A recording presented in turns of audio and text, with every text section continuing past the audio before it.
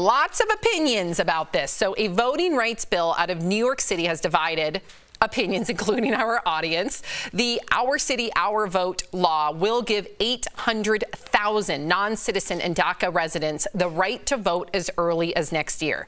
Now, this is just for local elections, not federal, so non-citizens still can't vote for president under the new law. But while many have expressed support for it, calling Our City, Our Vote an overdue expansion of voting rights, many have rallied against it.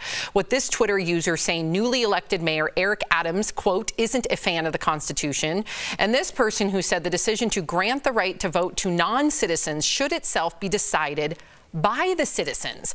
So DBL Nation, gotta hear what you think. Should non-citizens have the right to vote? Go to dblvote.com to weigh in. We want to hear from you. What do you think, Jeff?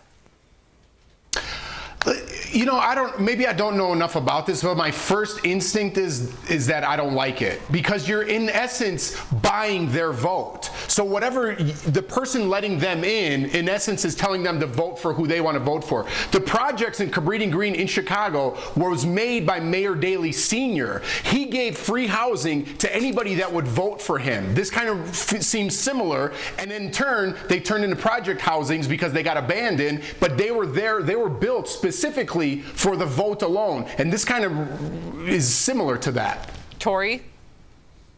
I just want to make it clear, because the vocab is hard to understand. First of all, Jeff, I totally understand what you're saying, and Mayor Daley in Chicago and corruption kind of go hand in hand. I think this is a little bit differently. I did a little bit of research. This is for legal residents. Okay? They're non-citizens, but they are green card holders. These people are DACA or Dreamers. So they are working legally in the city. And what this allows for 800,000 people is for them who live in a city to vote in just their city vote, the municipal. That's all they can do.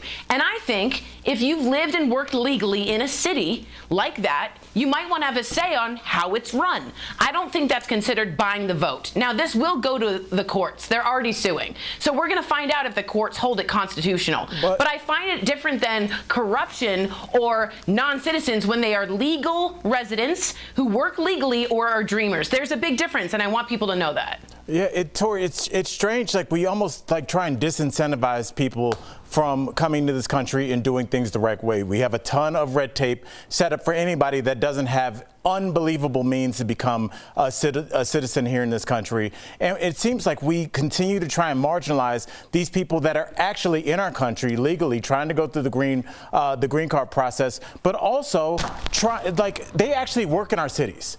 Those are the people, when we show footage of a crazy snowstorm and you see a guy going by with a bike with some Chinese food he's going to deliver, who is that? Right. A student from Arizona State? It's an undocumented the person that's immigrated to this country, and we all know it. We don't mind when they're fixing our gutters, when they're fixing our sewer pipes, or delivering our pizza in the dead of winter. But as soon as they want to have any rights that are associated with a citizen, a right that none of us earned, except for the fact that we were born somewhere, we had no idea where we were, then all of a sudden there's a lot of pushback. So I just want to ask people, like, what process do you want people to go through to do this the right way? Because it seems very difficult unless you have a ton of money. And it's not Become a citizen. Become a citizen. That's the right way. Well, they're trying. So, okay, so it's not a small number. This could impact. So until they become a citizen, they can't vote. I don't understand it's not like discrimination. No, there's a process for it. Go through the process, and in turn, becoming a citizen, you now have a right to vote. You can't just run in here and be like, I'm voting for things. But would it change your mind, Jeff, if this person is paying taxes? So if you're paying taxes and you're working, and they're paying their taxes, don't you have a say where your tax dollars go? Does that change your mind?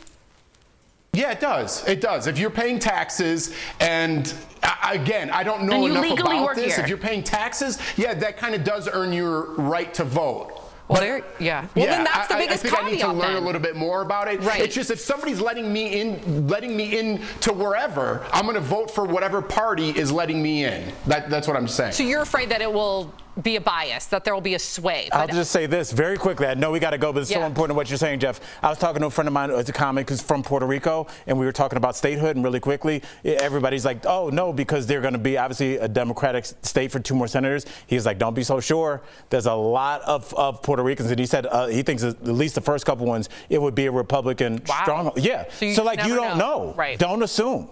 Yeah, and I just not saying you did, Jeff. I'm just saying, like, I assumed it would be a Democratic territory, and it's not. And we've got final vote, no, 83%. I do want to confirm that these individuals. You could earn my vote for a free sandwich. Yeah, let's get Jeff in there. Individuals in question do pay their taxes.